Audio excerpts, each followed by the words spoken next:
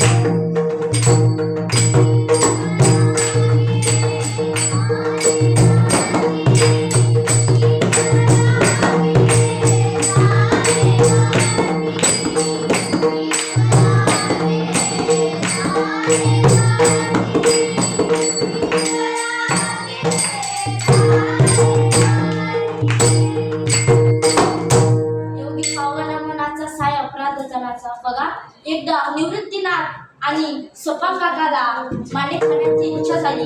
त्यावेळेस मुक्ताई खापर आणण्याकरिता कुंभारवाड्यात गेल्या आणि खापर घेऊन येत असताना वाटेला विसोबा केसर भेटला आणि विसोबा केसर भेटल्याच्या नंतर मुक्ताईला म्हणू लागला, मुक्ते कुठे निघालीस? त्यावेळेस मुक्ताईच्या हातामध्ये खापर होतं. मुक्ताई ते खापर आपल्या कपड्यामध्ये लपू लागली आणि तो विसोबा केसर म्हणू लागले, हातामध्ये काय आहे? त्यावेळेस मुक्ताई म्हणू लागली, अहो मांडे भाजण्याकरिता खापर घेतलं. त्यावेळेस विसोबा केसर म्हणू लागला, तुम्हाला मांडे खावंसे वाटते? विसोबा केसरनी त्या हातामधलं खापर हिसकावं. माझी मुक्ताई घाबरू लागली, थरथर कापू लागली आणि ते मुक्ताईच्या हातात मधलं खापर हिसकलेलं ते विसोबा केसरनी खाली पाडलं व ते फोडलं आणि मुक्ताई लढत लढत घरी गेला.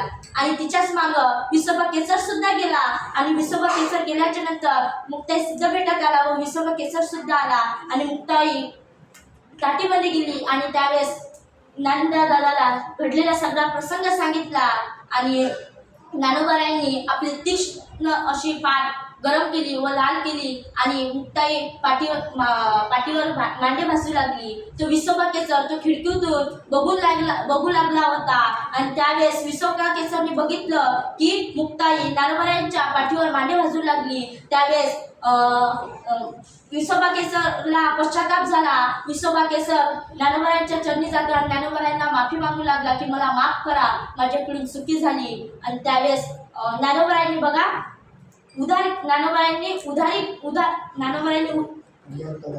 ज्ञानोबारायांनी उदारता दाखवली. हेच महाराज